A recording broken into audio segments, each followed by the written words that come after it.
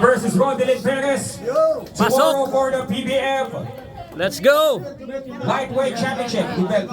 Belt. Let's go! Once again, ladies Pasok and na pareho, gentlemen, pasok na. Tomorrow, this is our main event for the Philippine Boxing Federation Lightweight Championship. Eman Bacosa versus Rodelin Perez. Okay. Face off sila, face off, harapan. Will be live Ticket. on TV5, Okay. GMA TV, and Let's go. also on the Facebook page of Silver Boys and Alright. YouTube channel. Alright, go. Let's go. Alright. Alright, let's go. Ito sa Rodelin. Hoy. Ano? Agawin mo si Ino? Sino agawin mo? Yung mga mag-interview po, pakiusap lang kami, pakainin po muna natin yung mga boxers before Ano? Prediction mo sa laban nyo? Hindi masabi kasi malakas din yan. Malakas. Pero may nakita ko kanina, may sinabi ka tungkol kay Jillian eh.